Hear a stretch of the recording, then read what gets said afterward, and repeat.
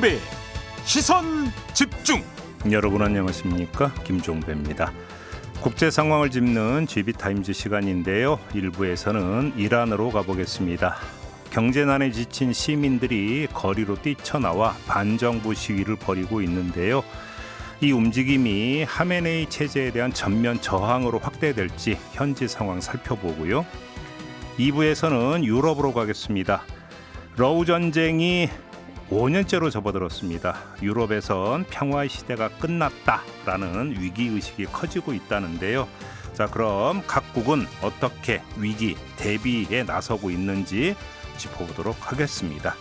1월 3일 토요일 김종배의 시선집중 광고 듣고 시작합니다.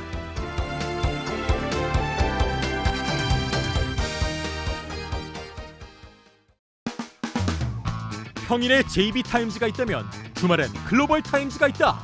테마로 알아보는 국제정치 GB타임즈. 네, 세 분과 함께합니다. 다큐엔 뉴스 코리아의 김영미 대표 모셨고요. 어서 오세요. 네, 안녕하세요. 세종대 글로벌인재학부의 장휘 초빙 교수 모셨습니다. 어서 오세요. 예, 안녕하십니까. 네, 그리고 서울신문의 송현석 기자 모셨습니다. 어서 오세요. 네, 안녕하세요. 자, 세 분 모두 새해 복 많이 받으시고요. 새해 복 많이 받으세요. 네, 많이 쟁취하시기 바랍니다. 누가 주나요? 챙겨야죠. 그죠? 네, 많이 챙기시길 바라고. 이란으로 가겠습니다. 반정부 시위가 벌어지고 있다고 하는데 양상이 어느 정도입니까? 네, 지금 지난달 12월 한 달 동안 이란 인플레이션이 42.5%에 달했습니다. 그러니까 굉장히 화폐 가치가 폭락하면서 물가도 급등하고 경제난이 굉장히 심각해졌다라고 보시면 되고요. 지난달 28일에 이란 수도 테헤란에서 이제 이런 경제난과 관련된 시위가 시작이 됐고 이제 전국 주요 도시로 확산이 됐습니다. 그러면서 이제 테헤란 등 전국 대학교 약 10곳에서 학생들의 시위에 동참하기도 했고요. 어제 보도에서는 총격전이 벌어지면서 이제 사망자도 발생했고 시위 과정에서 강경 진압하는 과정에서 또 6명이 사망했다는 보도도 나왔습니다. 근데 인플레이션이 어느 정도냐면 이란 환율이 최근 1달러당 142만 리알까지 치솟았거든요. 142만? 네, 맞습니다. 만? 2015년에 달러당 3만 2천 리알이었어요. 그러니까 10년 만에 화폐 가치가 44분의 1로 폭락을 한 겁니다. 휴지 조각됐네 말 그대로. 맞습니다. 그러면서 이제 여기에 또 수십 년 만에 닥친 최악의 가뭄, 또 전력난까지 겹치면서 민심이 더욱 악화가 됐고, 또 전력 수요를 정부가 감당을 못해요. 그러면서 질 낮은 대체 연료 사용을 정부가 늘렸고, 이러면서 도시 전체가 또 굉장히 스모그로 지금 고통을 받고 있습니다. 말씀드린 것처럼 경찰이 현장에서 최루탄 같은 어떤 동원해서 강경 진압을 하고 있기 때문에 사망자는 더 늘어날 가능성이 있습니다. 근데 이렇게까지 지금 경제난이 극심해진 이유는 봉쇄 때문이라고 봐야 됩니까? 뭐라고 봐야 되는 걸까요? 그러니까 봉쇄도 있지만 이란 정부가 화폐를 계속 찍어냈어요.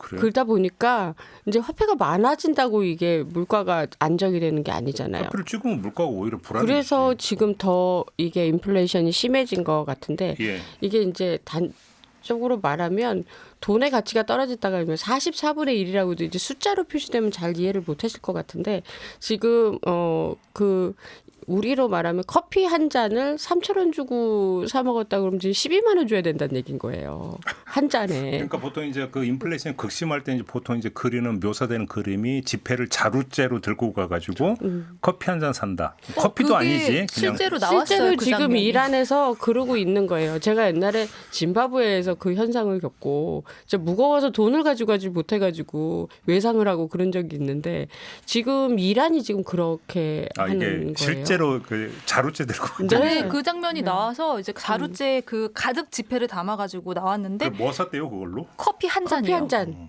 커피 한 잔 나 샀습니다. 지금 그냥 상상으로 하는 게 아니에요. 실제로 실제로 나온 장면이에요. 예. 그리고 심지어 저는 이란 취재 갔다 와서 이렇게 돈이 이렇게 취재비가 이제 그 현지 화폐가 남아 있으면 이렇게 키핑을 해놓거든요 집에다가. 그래서 이란 화폐가 좀 많이 남았었는데 쓸데없이 그게 이제 휴지가 된 게 제 가슴이 아파요 지금. 예, 얼마나 하셨는데. 그래서 이제 그냥- 이란 사람들 입장에서는 지금 뭘 살 수 있겠어요 그런 상황에서. 그러다 보니 이제 화가 계속 났는데 이란이란 데가 권위주의 국가다 보니까 좀 많이 억눌린 거죠. 그동안 되게 많이 참은 거예요. 그러니까 2015년에 이제를 2015 2015년에서 지금 한 10년 가까이를 이렇게 봤을 때 이 화폐 가치가 어마어마하게 떨어진다는 게 이 사람들이 물가로 실감을 하는 게 병원을 일단 못 가게 된 거예요. 그 돈자루를 다 들고 가기도 힘들고 또 경제 제재로 인해서 그러니까 수입품은 더 비쌀 건데 의약품이 또 그런 게 많잖아요. 그러겠죠. 그러다 보니까 이제 사람들 건강이 이제 많이 안 좋아지고 그리고 집에서 살림하는 사람 입장에서는 빵 하나 사는 것도 이렇게 힘든 상황이다 보니까 지금 억눌렸던 게 지금 폭발했다고 보시면 되겠습니다. 그러니까 경제 제재가 어떨 때는 그 외부의 압력에 대해서 국민들을 하나로 통합하고 다 같이 싸우자 이렇게도 나오지만 지금 이란 같은 경우에는 내부의 그런 부패 혹은 그 강력한 지도 체제 때문에 그 국민들의 반발을 더 사고 있는 걸로 보이는데요. 예를 들면은 최근에 그 아얀데 은행이 파산하면서 그 은행이 그 내부자들에게 막대한 대출을 몰아주고 세계 최대 쇼핑몰을 짓는데 그 손실을 메우기 위해서 돈을 찍어내고, 그러니까 이게 자기들 경제 제재로 인한 어려움이 아니라 일부 그런 그 저는 지금 왜 그렇게 돈을 많이 찍어냈는지 질문을 드리려고 했는데 이미 답이 나왔네요. 펑크낸 거 메우려고. 부정부패죠. 예. 예, 그리고 이런 정치적 엘리트와 연계된 족벌 기업을 먹여 살리는데 거기다 돈을 쓰니까 그리고 사람들의 생활은 나빠지고 그다음에 정권은 워낙 강력하게 있으니까 이 사람들이 이게 바뀔 거라는 생각이 들지 않고 그런 점들이 시위를 일어나게 한 그런 촉발을 시킨 원인이라고 볼 수 있을 것 같습니다. 시위는 어느 정도로까지 더 악화 확대될 거라고 전망을 하세요? 이게 뭐 3년 전에 그 히잡 사태를 생각해 보면은 그때는 거의 체제를 전복시킬 것 같은 그런 어떤 강력한 힘이 있었어요.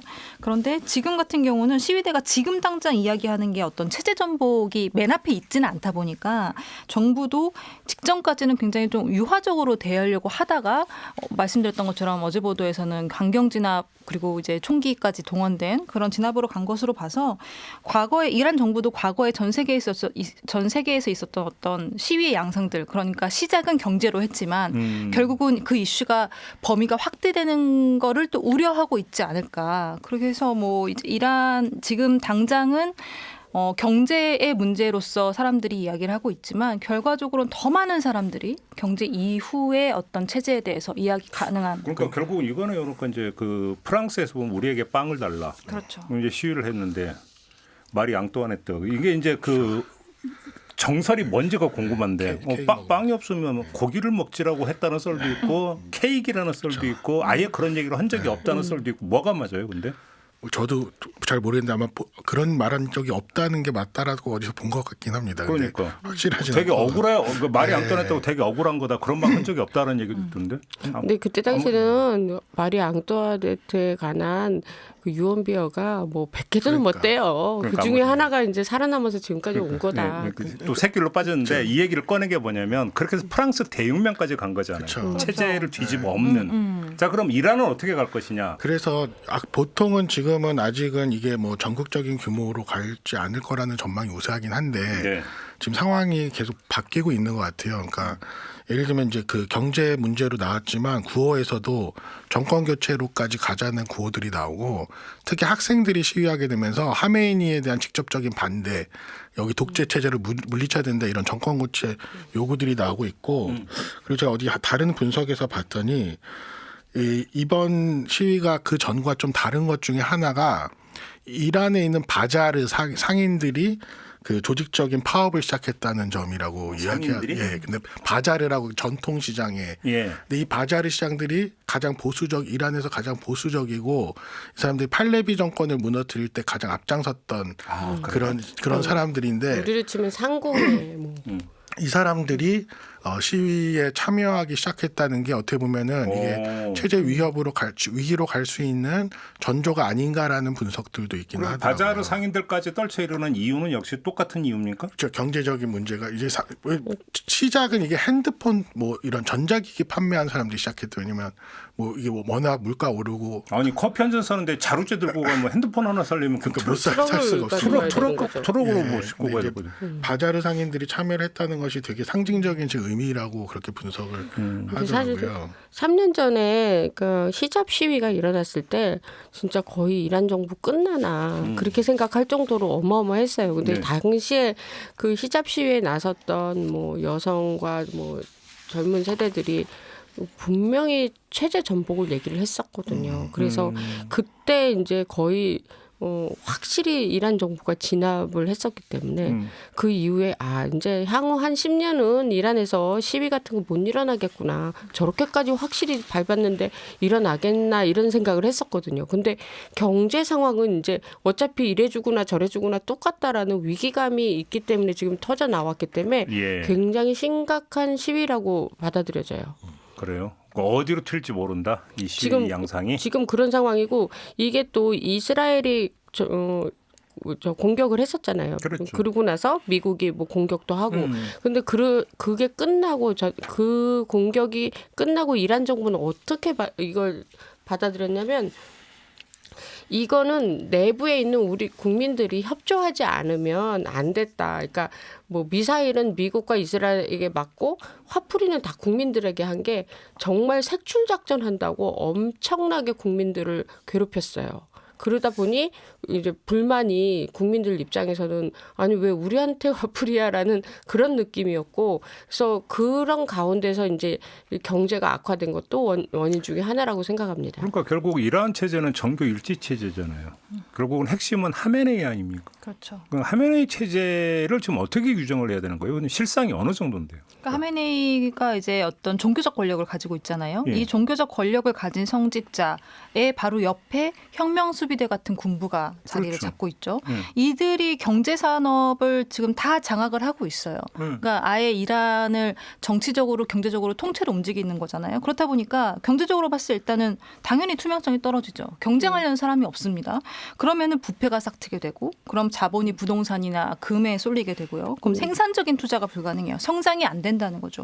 이런 상황이면 사실 지금 현재 상황 그러니까 경제적인 문제로 봤을 때 경제 실패 원인이 결과적으로는 경제적인 기득권을 가진 말씀하신 하메네이 같은 종교적 지도자 그리고 군부에 집중될 수밖에 없고 그래서 시위가 이 불만이 이런 기득권을 향할 수밖에 없는 구조에 와 있는 거고요.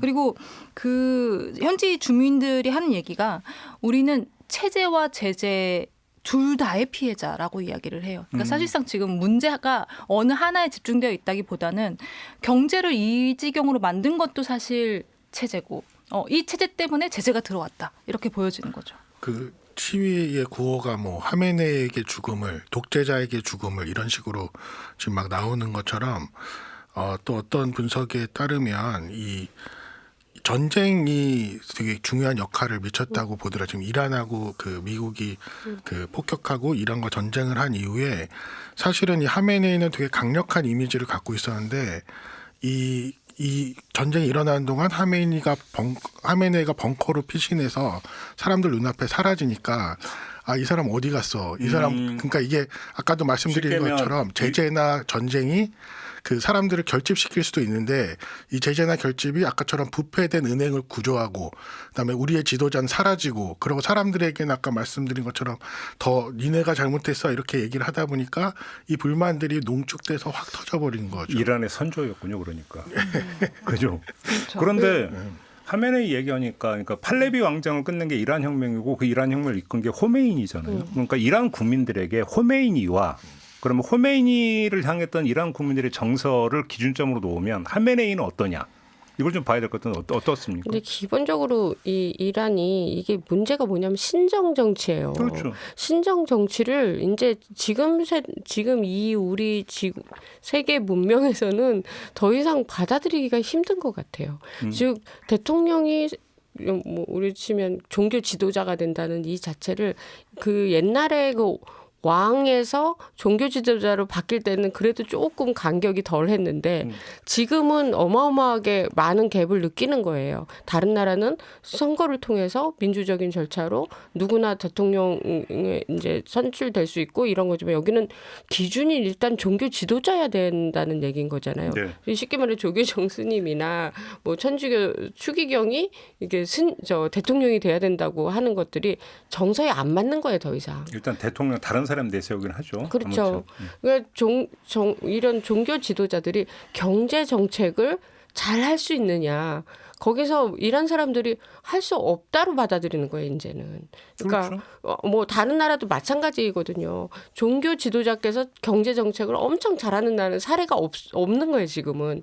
그러다 보니까 지금 이 상황에서도 이란 정부가 어떻게 경제 정책을 할 것이다라는 뭔가 이렇게 미래 마스터 플랜이나 이런 것들을 잘 보여주면 또 이제 참고 기다렸을 것 같은데 근데 그냥 그게 아니고 자기들끼리 나눠 갖는구나 그랬을 때 더 분노가 폭발한 근데 거죠. 그러면 내부적으로 이러면 어떻게 이제 경제 제재라도 좀 풀 수 있는 방법을 찾아야 되는데 그러면 이제 핵심 고리는 핵 협상이잖아요.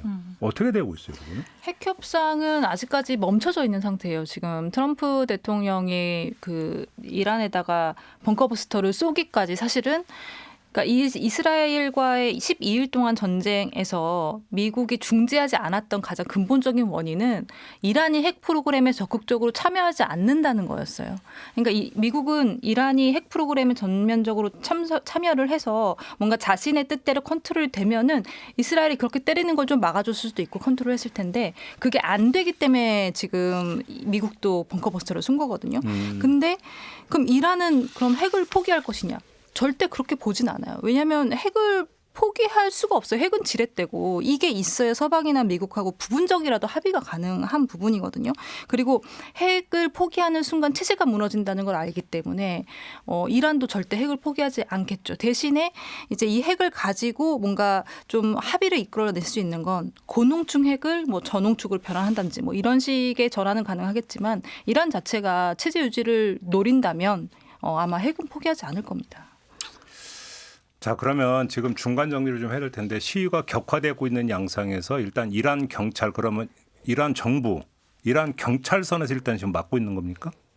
예를 들어서 아직 혁명 수비대는 나서지 않고 있는 건가요? 뒤에서 다 조종하죠. 네, 군이 다 들어와 있어요. 네. 이미. 그래요? 다 조종하죠. 네네. 경찰 혼자 그런 이런 작전을 할 수도 없고 거기도 마찬가지로 자기네가 책임을 져야 되는데 군의 협조 없이는 절대로 이렇게 시위 진압을 할 수 없다고 그럼 보여지고요. 그 전면적인 유혈 진압으로 막 나설 가능성은 어떻게 보십니까? 지금 어제부터 지금 네, 그런 양상이에요. 어제부터 그런 양상이 어제부터. 됐습니다. 그래서 지금 그것 때문에 또 구호가 바뀐 거예요. 원래는 체제 전복에 대한 건 사람들이 말을 안 했어요. 그렇게 많이 사람들이 길거리로 뛰쳐나왔어도. 근데 어저께 유혈 사태 되면서부터는 체제 전복으로 간 거죠.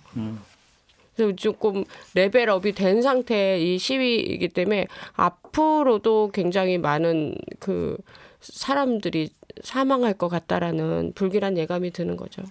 내부에서 이렇게 크게 반발하고 외부에서는 서방이 제재를 계속 가하고 있고 그러면 지도부가 어느 정도까지 버틸 수 있느냐가 사실상 어떻게 보면은 언제까지 갈 수 있느냐의 관건인데 사실 버틸 여력 자체는 없지는 않거든요. 이란이 지금 뭐 외화에 의존하는 시스템이라서 서방의 제재가 직격탄을 맞긴 했지만 지금 외화에 의존하는 시스템이기 때문에 중국이나 반서방 국가들한테 몰래 석유를 팔아서 외화를 이제 가지고 있고 버틸 수 있을 만한 그리고 가장 중요한 건 국제사회적으로 봤을 때도 서방이 이란이 붕괴하는 걸 원치 않습니다. 절대로. 그렇다 보니까 이제 그 뭐 다른 이거 어떤 호르무즈 해협 통제라든지 이런 부분 때문에 서방도 이란이 붕괴하는 걸 원치 않기 때문에 거기까지 가는 걸 막을 수는 있어요. 그런데 문제는 이 하메네이 최고 지도자의 나이가 일단 많죠. 그래서 후계자 관련해서 지난해부터 계속 얘기가 나왔었고 그리고 공식적인 석유 수출은 어쨌든 공식 제재가 있기 때문에 계속 차단을 당하고 있고 뭐 이렇다 보니까 이게 잠깐 나타나고 말 시위가 아니라 생활 기반이 다 붕괴될 수 있을 정도의 대규모 시위로 이어질 수밖에 없다라는 분석이 나온 현재 시점에서는 그러면 무너질 수도 있겠는데 라는 분석들이 나오는 거죠. 그러면 이란 정부는 경제적인 문제에 대해서 민생과 관련해서 조금이라도 무슨 대책 이런 것들은 안 내놓고 있습니까? 종교 지도자 보니까 다 이제 기도합시다 이게 대부분의 의견이 빵이 있어도 그 빵을 약간 전쟁에 쓰려고 하는 그런 의도들이 있어요. 그러니까 예를 들어서 이제 서방하고 갈등 계속 되다 보니까 정부 예산을 자꾸 핵 개발이나 군사 안보에 먼저 자꾸 쓰는 거예요. 그러니까 서민들은 당장 우리는 먹을 게 없는데 정부가 전쟁에만 돈을 쓴다. 뭐 이렇게 생각을 할 수밖에 없죠. 그래서 일단은 뭐 대책을 세운다고 한들 지금 저거를 막기에는 참 역부족이라고 생각을 하는데 네. 그럼에도 불구하고 지금 이제 국민들 입장에서는 뭔가 대책을 지금이라도 세워준다면 이 시위가 뭐 더 안 갈 수도 있겠다라고 생각하지만 제가 이제 사실 여기 전화를 해보면 이거 뭔 난리만 나면 일하는 인터넷을 끊어버려요. 아 그래요? 그게 이제 많은 이 사람들이 그런 거 보면 누구죠? 아니, 머스크. 일론 머스크. 일론 머스크의 스타링크의 필요성이 여기서 엄청 제기되는 큰 것 거죠. 같아요. 맞아요. 그래서 이제 뭐 캐나다나 뭐 서방에 가 있는 이제 친척이나 형제 자매들이 사실 돈을 더 많이 보내주거든요. 그래서 이란 정부는 이런 사람들이 자유를 맛본 이런 사람들이 자꾸 우리 국민들을 부추긴다고 생각을 하는 거예요. 그래서 인터넷부터 끊어버리고 이제 이게 언제 또 재개되겠냐 이거 잘 모르죠 지금. 그런 상황에서 이란이 계속 고립되는 길을 가는 것이 참 안타깝습니다. 앞이 안 보인다. 일단 정리가 이렇게 되는 거네요. 그러면 그 옵션이 별로 없어 보여요. 그러니까 예를 들어서 인사를 통해서 어떤 그래도 민심을 다른 스님이 오시는데 달래거나 하는 뭐 이런 것도 없나요? 그러니까 뭐 중앙은행 총재를 해임한다거나 뭐 지금 그 새로 예산안을 내서 뭐 그거를 극복하겠다는 여러 그 대안들이 있었는데 지금 이 시위가 진행이 되면서 사실은 이제 그 모든 것들이 되게 이제 새롭게 어떤 획기적인 조치가 아니고는 이거를 뭔가 해결할 수 있는 기미가 별로 없는 것 같습니다. 그 중앙은행 총재 경질된 거에 대해서 이렇게 물어봤었는데 그분은 아마 행복했을 거라고 책임을 안 지고 나가니까 그래서 지금 너도 나도 경질되길 원하고 다시 문제가 해결되면 그다음 다시 복귀한다 그런 마인드라고 하더라고요. 그래서 상황 점검을 해봤는데 아무튼 무고한 이란 국민들의 좀 희생이 없었으면 좋겠다 이런 말씀 좀 드리고요. 다음 주제로 이어가겠습니다.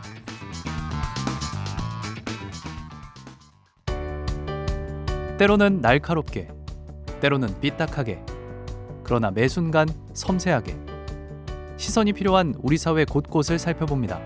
김종배의 시선집중.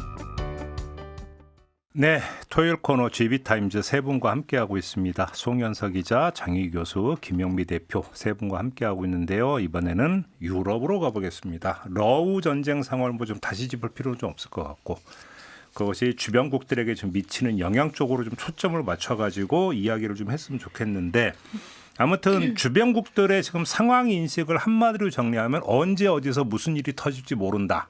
고로 방비를 해야 된다. 이런 모두 이렇게 이해를 하면 되는 건가요? 네, 맞습니다. 그러면서 이제 폴란드 같은 경우는 동부 국경을 이제 요새화하기 시작했고요. 드론 방어망까지 구축을 하기 시작한 건데 네. 지난해 러시아 드론이 이제 폴란드 영공을 여러 차례 넘었어요. 저도 자주 속보를 줬던 기억이 납니다. 보면 새가 뚝 떨어졌나 싶을 정도로 그냥 무장하지 않은 드론의 어떤 잔해도 있었고요. 그리고 일부는 또 무장을 한 상태도 있었습니다.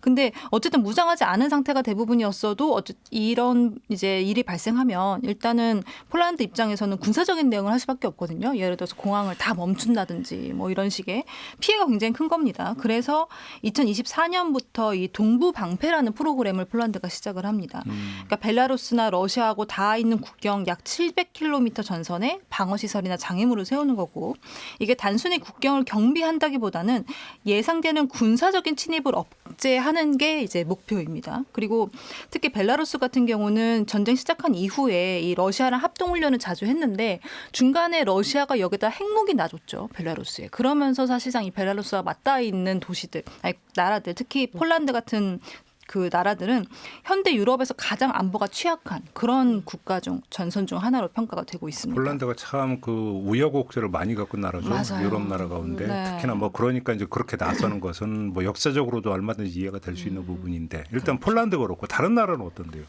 다른 나라들도 이제 뭐 발트 3국 같은 나라들도 당연히 이제 러시아하고 인접해 있다 보니까 이 전쟁 초반부터 현재까지도 그러면 우크라이나 다음은 누굴까에 대한 얘기를 할 때 폴란드 그 다음이 발트 3국이었잖아요. 그렇기 때문에 그 발트 3국이나 폴란드 같은 나라들은 또 과거에 소련이나 러시아로부터 억압받았던 그런 기억들, 역사들. 발트 3국이라는 게 이제 그 김건희 씨가 네.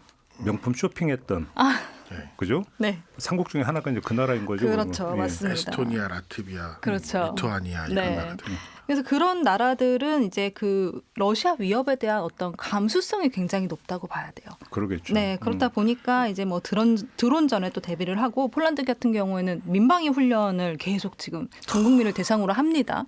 전쟁 시 어떻게 해야 되는지 그 자료물도 계속 배포하고. 근데 이게 또 같은 독일이지만 같은 유럽이지만 독일이나 프랑스는 약간 또 입장이 다를 수밖에 일단 없죠. 그럼 독일은 어떤데요? 독일은 이제 계속 저희가 지난번에도 한번 다뤘지만 징병제를 부활시키려는 노력을 하고 예, 있잖아요. 그렇죠. 그 정도로 뭔가 좀 그 위협을 느끼기는 해요. 근데 대응 속도나 우선순위에 이 우크라이나 전쟁에 대한 어떤 대응이 있지는 않습니다. 왜냐하면 폴란드나 발트 3국처럼 아주 인접한 건 또 아니기 예를 들어서 때문에. 뭐 군비 증강을 한다든지 이런 그렇죠. 건 없다. 네, 그러니까 군비 증강은 군비 증강은 있는데 하죠. 그거를 실질적으로 발트 3국이나 폴란드처럼 거기에 국경에 직접적인 어떤 실전 배치. 그렇죠. 시점 배치는 없는 거고 그리고 그 징병제 부활 저기가 얘기하면서도 얘기했었지만 독일 젊은층 사이에서는 막 외국에 점령 당하는 게 차라리 죽는 것보다 낫지 않아?라는 어떤 반발 여론이 또 굉장히 강하기 때문에 근데 진짜로 그렇게 주장한다고요? 그런 주장이 나와서 이때 28살의 어떤 유명한 팟캐스트였는데 이런 주장이 나오면서 또 굉장히 논란이 됐었어요.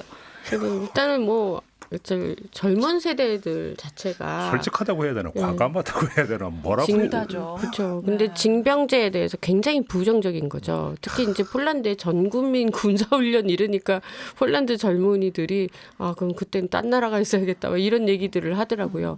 전체적으로 이제 유럽이라는 게 세계 2차 대전 끝나고 나서 다시는 이런 전쟁을 만들지 말자라는 합의를 하고 있었고 그게 불과 100년을 못 간 거예요. 그리고 그 뒤로 계속 유럽은 국경에 대한 국경을 오픈해서 서로 오가는 걸 왕래를 자주 할 수 있도록 그게 자기네들의 이제 법 기본 원리에도 맞다. 이 거주 이전의 자유. 그것 때문에 쉥겐 조약이 발효가 돼 있는 상황이었기 때문에 이 국경을 한다는 이 자체도 젊은 사람들한테는 굉장히 이게 부담스럽다라는 입장이에요. 여기서 이제 근본적인 문제를 하나 좀 짚어야 되는 게 러우 전쟁이 끝났다고 쳐요. 네. 그럼 러시아가 우크라이나 말고 이제 또 다른 나라를 침공할 여지와 의지가 있다고 봐야 되는 겁니까? 저는 충분히 있다고 봐요. 봅니다. 예, 그래요? 예. 네. 이 전쟁이라는 게 돈만 잃는 게 아니라 네. 어느 정도 시간이 그러니까 처음 전쟁이 일어나고 어느 정도 시간이 지나서 전쟁의 생산 구조가 돼버리면 이거는 계속 가는 거거든요. 저희가 이 시간에 쭉 이야기를 하겠지만 독일, 프랑스, 발트 3국, 폴란드 뭐 유럽의 주요 국가들이 지금 막 어떻게 국경을 막겠다 혹은 군비를 증강하겠다 이런 다양한 플랜들을 내놓는 아주 근본적인 목표는 사실상 전쟁을 멈추기 위한 게 아니라 전쟁이 멈춘 이후를 고려하는 거거든요. 그렇죠. 충분히 러시아가 이제 우크라이나와의 전쟁을 멈춘 이후에도 어쨌든 이 유럽 영토로 진입하려는 욕심을 버리지 않을 거라 적어도 푸틴이 살아있는 동안에는 그걸 우려하기 때문에 지금 이런 다양한 어떤 얘기들을 하고 있는 거죠. 장 교수의 진단은 어떠신데요? 지금 가장 큰 위협은 지금 유럽 국가들에 있어서 그러니까 러시아 우크라이나 전쟁이 국제법적으로 해결이 되지 않는다는 거. 그냥 침공을 했음에도 불구하고 그냥 그 상태로 넘어갈 것 같다는 거. 그런데 이들을 지켜줬던 공동 방위망인 나토에서 미국이 빠져나가려고 하고 미국이 계속 유럽의 안보 책임을 전가시키고 너네는 너네들끼리 한번 지켜봐 이런 식으로 나오다 보니까 그 근본적인 안보의 불안이 해결되지 않는다는 점에 있어요.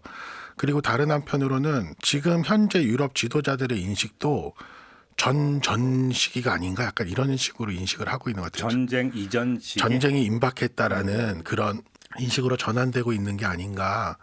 그래서 특히 이제 저희 계속 말했지만 러시아가 우크라이나뿐만이 아니라 나토 회원국 중에 하나를 공격하지 않을까. 그리고 나토 회원국의 공격을 만약에 한다면 그거는 나토 조약상 모든 유럽이 다 참여를 해야 되기 때문에 네. 그러한 것들이 이제 그 의문이 들고 있고 그리고 특히 이제 러시아와 국경선을 맞댄 국가들은 지금 아까 우리 말씀하신 그런 국가들은 거기에 더 큰 공포를 갖고 있는 거예요. 나토가 그럼 과연 우리를 조약은 있지만 진짜 도와줄까?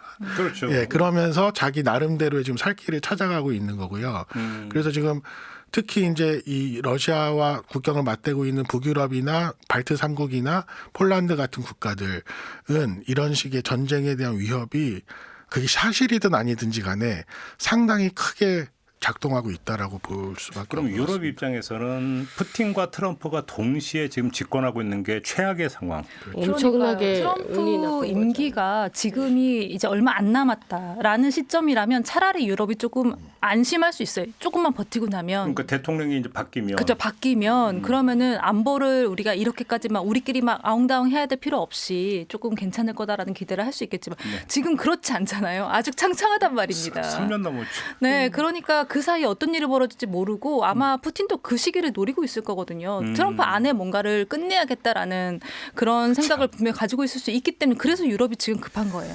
근데 사실 우리는 유럽이 그냥 관광으로 가는 것만 많이 생각하는 유럽이다 보니까 그게 딱히 이렇게 안 와닿겠지만 좀 며칠 전에 지금 핀란드의 해저 케이블을 러시아 선박이 끊고 가는 사건이 벌어졌어요. 뭐 사고로 아니면 일부러.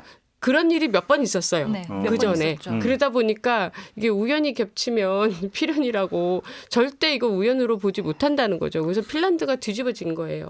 이 잡아라. 그래갖고 핀란드 군이 가서 잡아왔거든요. 근데 너무 수상한 게 뭐냐면 이 배가 러시아 국기를 달고 있지 않은데 러시아 사람들이 그 안에 있고 이런 임무를 했다. 아니, 배에 러시아 국기를 상징한 어떤 그림 같은 거 그려져 있었어요. 그림은 있었고, 예, 네. 맞아요. 근데 저 뭐 세인트 빈센트라는 나라에 그거를 달고 있었다는 거죠. 그래서 이런 걸 봤을 때 사보타주 공격은 계속 하고 있다는 거예요. 지금 유럽에. 그러니까 뭐 우리는 전쟁 안 나겠지 하고 안심을 좀 놀라고 하면 이런 일이 벌어지고 그러다 보니까 이거 아니구나. 그러니까 러시아 입장에서는 계속 그렇게 유럽을 사보타주 공격을 해가면서 간을 보는 거거든요. 근데 푸틴이 그렇게 해서 얻는 게 뭐예요?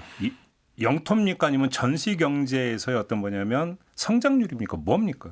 일단은 푸틴이 이번 전쟁을 시작한 뭐 가장 큰 어떤 배경은 우크라이나 영토였겠지만 그 뒤에는 차르로서의 어떤 자신의 존재감 과시가 있었거든요. 그러니까 유럽 시장에서 유럽 땅 위에서 본인의 역할, 러시아의 역할을 굉장히 강조하고 싶어 하는 게 분명히 있어요. 그런 거 보니까 그때 중국 전승절에 가가지고 시진핑 주석하고 나란히 걸어가면서 했던 얘기 기억납니까? 네. 뭐 150 의료가 살까지 산다고. 발달해서 150살까지 살 수 있대더라. 뭐 진심이라고 봅니다. 저도 진심이라 네. 보는 게 이렇게 러시아판 진시황이래요 그러면. 아니 그러니까 이게 어느 정도 자리에 올라가게 되면 계속 자기가 어떤 정도의 존재감을 전 세계에 보여줄 수 있다. 실제 김정은도 그런 생각을 하고 그날 셋이서 셋 다 그런 사람들이에요. 그래가지고 나는 세계의 중심이다. 내가 가장 이슈가 되는 사람이다. 어느 셀럽보다 내가 더 강하다. 이런 것들이 많기 때문에 푸틴 대통령 같은 경우는 더더욱이나 그러니까 강한 러시아의 강한 대통령으로서 입지를 굳히는 게 본인에게 가장 중요한 일이라고 하더라고요. 그래서 이번 우크라이나 전쟁은 그 푸틴 입장에서는 자기는 그걸 확고히 하는 결과를 가져온 거예요. 쉽게 이제 옛날 그 소비에트의 영광을 재현하겠다. 그렇죠. 뭐 그런 그래서 차원? 차르로 돌아가겠다. 그리고 뭐 상남자 푸틴으로서의 이미지를 더욱 공고히 하겠다. 요즘도 얼음물 깨고 막 들어가는. 얼음물은 안 깨시는데 그래도 계속 그런 모습을 담은 달력은 지난해도 나왔습니다. 상의 탈의를 하고 네네. 뭐 러시아 남자들은 밤에 그러니까 그 겨울에 그거 하는 게 가장 내가 상남자다 보여주는 가장 센 이벤트래요. 그래서 사실 우크라이나도 가끔씩 강에 뛰어들어요. 그래서 그런 거 보면 그게 이 사람들한테 중요하구나. 내가 상남자로 보이는 게 굉장히 중요하구나라는 걸 느끼거든요. 그러다 그래서 감기 걸린다고 좀 전해주세요. 그들은 오히려 그래야 감기를 안 걸린다고 맞아요. 주장합니다. 네. 일 건강해진다고. 년 동안 건강하다고. 근데 제가 볼 때 냉수마처럼 효과가 있긴 한 것 같아요. 그래요? 냉수마처럼 효과가 있어요. 건강해지는데. 근데 러시아 우크라이나의 냉수는 그냥 한국의 냉수가 아니에요. 가서 보시지만 손만 대도 전기가 오르더라고요. 저는. 지금 웃을 때 아니에요 지금. 맞아요. 네. 그러면 지금 그 개별 국가 차원에서의 대응 말고 네. 공동 대응 움직임은 없나요? 공동 대응은 지금 일단은 각국이 이제 국방비를 다 증액하고 있는 상황이잖아요. 근데 이 국방비 증액이라는 게 잘 사는 나라는 단계적으로 증액이 가능하겠지만 그렇지 않은 나라들은 또 어려운 그럼요. 부분이 이거 있잖아요. 한두 푼 들어가는 것도 아니고. 그리고 유럽이라는 나라가 한두 나라가 합쳐진 게 아니니까 그렇다 보니까 이제 유럽 연합에서 이제 공동 재원을 뽑아가지고 이거를 각국에 지금은 같이 나눠서 쓰고 있는 국방비 증액을 위해서 각국 영토 보호를 위해서 그렇게 지금 하고 있어요. 그런데 단체 구매한다고요? 단체로 이제 쉽게 말하면 갯돈을 쓰는 거예요. 모아놓은 갯돈을 우리가 좀 다 같이 일단은 급하니까 쓰는데 공동 구매. 그렇죠. 근데 문제는 공동 재원이라는 게 사실 공동 재원은 어떤 나라는 왜 이거 내가 같이 낸 돈인데 지금 써야 돼? 라는 생각을 하는 국가가 있을 수 있잖아요. 그렇기도 하고 이 공동 재원이라는 건 결과적으로 한계가 있기 때문에 그럼 이걸 다 쓰고 나면 그 다음에는 어떻게 할 건데? 라는 또 우려들이 분명히 있어요. 그렇다 보니까 이게 지금 좀 공동 유럽 연합 차원에서 대응하는 게 현재로서는 조금 점점 더 어려워지는 헝가리 같은 국가들은 전쟁 초반부터 계속해서 우크라이나를 지원하는 거에 반대를 했었고 여전히 유럽 안에서도 친러시아 국가들이 존재하기 때문에 네, 계속해서 이견이 지금 커지고 있는 상황입니다. 그러면 우리가 일전에도 그 얘기를 잠깐 했던 기억이 나는데 전장이 우리나라가 되는 것보다 그냥 우크라이나에서 그러니까 그냥 고착되는 게 더 낫다. 그냥 더 오래 끌어라. 뭐 이렇게 내심 유럽의 생각할 생각은 거니. 그거죠. 그러니까. 차라리 방파제 역할을 계속 해줘라. 우리가 가끔씩 전투기 보내주고 탱크 보내줄 테니까 그게 사실 가장 싸게 먹히고 러시아가 그쪽에 바쁘기 때문에 당장 물리적으로 공격하기는 쉽지 않다라고 안심할 수 있는 상황인 거죠.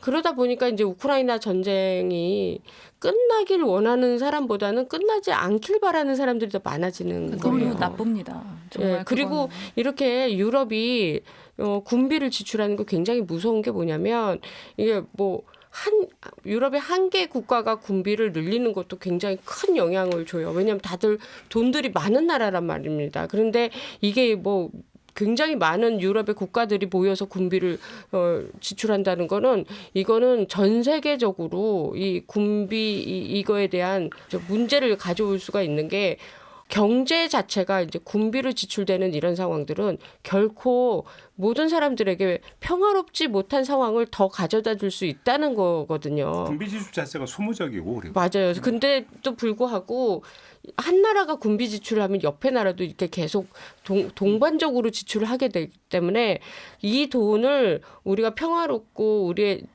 국민들이 뭔가 잘 살 수 있는데 쓰여야 될 돈들이 글로 간다는 거는 이제 거꾸로 가는 거죠. 여기서 좀 미묘한 지점을 하나로 좀 짚어야 될 것 같은데 우리나라가 지금 유럽의 이 상황에서 방산 수출을 하고 있지 않습니까? 네. 자, 이 문제는 어떻게 보십니까?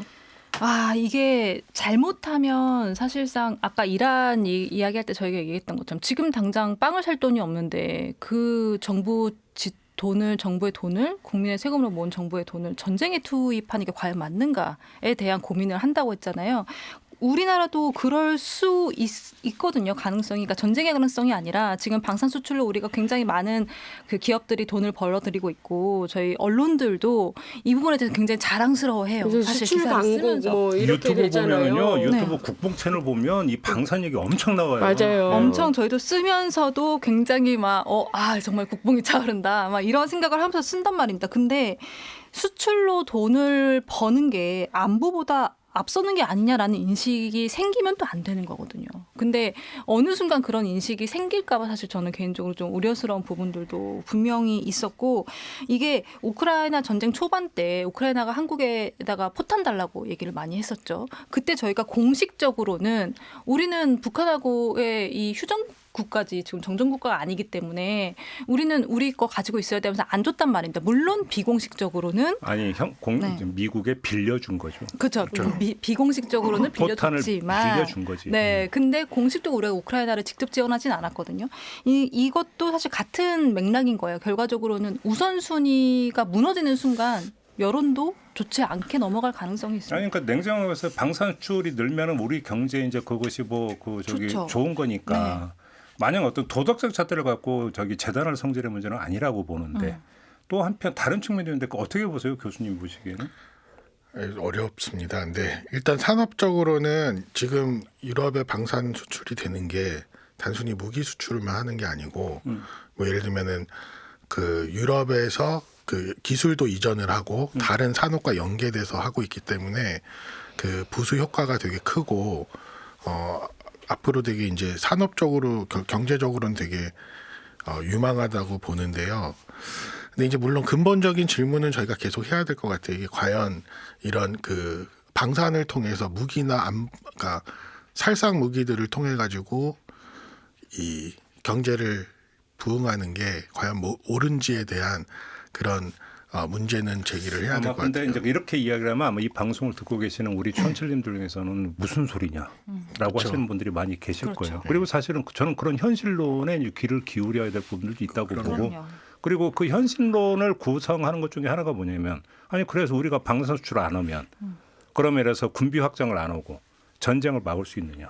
그건 또 아니잖아요. 그건 당연히 아니죠. 그러니까. 네, 그거는 아니어서 이번에 저희가 이 주제를 다루면서 사실 가장 눈여겨봐야 될 부분이 그 부분이라고 생각을 했어요. 지금 유럽이 가진 가장 큰 고민이 한 두 가지 정도가 있습니다. 하나는 우크라이나 전쟁에서 유럽 방어를 위해서 어디까지 투자할 것이냐. 그리고 또 하나가 이번 기회에 어떻게 미국에 대한 의존도를 안보 의존도를 낮출 것이냐인 거거든요. 그러니까 우리도 한미 동맹을 유지하면서도 자주국방 강화를 계속 노려왔잖아요. 당연히 그게 강조할 수밖에 없는 거고.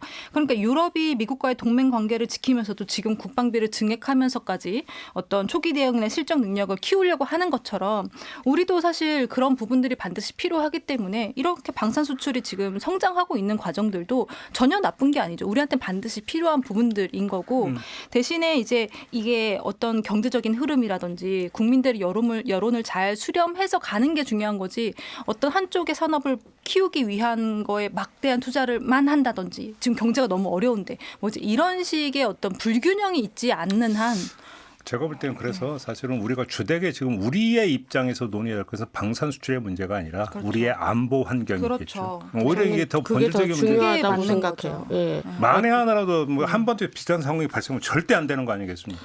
그렇죠. 그런 상황인데 사실 제가 우크라이나에서 제일 많이 들었는데 너네 집은 그러면 북한하고 얼마나 떨어져 있어? 그래서 차로 1시간 그랬더니 니네 진짜 위험하구나. 막 이렇게 얘기해서 제가 안 위험한데 그랬는데도 굉장히 위험하다고. 외국인들이 저기 그 서울 위치를 보면 다 놀란대죠. 네, 다 놀란다고. 코앞에 있으니까. 네. 그리고 지금 전쟁의 양상이 지금 우크라이나 전쟁이나 이스라엘에서 보면 달라지고 있잖아요. 그러니까 그 드론으로 인한 전쟁이죠. 인한 예. 전쟁이고 지금 그 유럽에서 러시아의 침공을 대비한 국가들도 그런 물리적인 재래 전쟁에 대한 방어도 하지만 드론 방어에 돈을 제일 많이 쓰고 있거든요.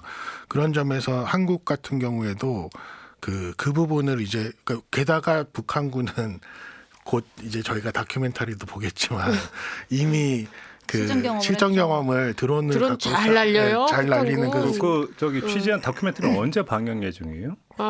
이번 달 20일하고 27일 오, 얼마 안 방영인데 남았네. 예. 제가 이번에 취재할 때도 북한군도 드론 엄청 잘 날려요. 그냥 옆에서 정말 이제는 프로페셔널이 됐구나라고 생각할 정도로. 아니 그러니까 우리 군도 사실은 뭐 드론 네. 작전 사령부 드작사 만들었는데 뭐 평양 무인기 이상은 아니 근데 드론 작전 사령부를 만들어서 될 일이 아니라 이 드론전은 각 소대나 있는 병사들 중에 한 명이 해야 되는데 드론 작전 사령부라고 그러면 우리가 뭐 이렇게 배민 부르듯이 불러야 되는 거거든요. 이 드론을. 근데 그렇게 하면 뭐 전쟁에서 그렇게 할 수가 없기 때문에 어쨌든 이런 상황에서 우리도 그런 면에서 조금 더 획기적인 아이디어가 필요하지 않을까. 그리고 우리 이 국토에서 안보가 1번으로 된다는 전제 하에 방산이 그렇죠. 수출이 돼야 되는 바로 거지. 그 지점이죠. 네, 예. 저도 그 얘기를 이게 한 겁니다. 뭐 사실 아무리 자본주의라 하더라도 돈을 많이 벌기 때문에 방산을 해야 된다라고 하는 부분들은 그게 앞서 나가면 절대 안 된다고 방산의 생각해요. 포인트는 그런 자주 국방으로 어떻게 연결될 수 있느냐. 그렇죠. 이게 핵심인 거죠, 사실. 그죠? 예. 좋은 점을 지적을 해주신 것 같습니다.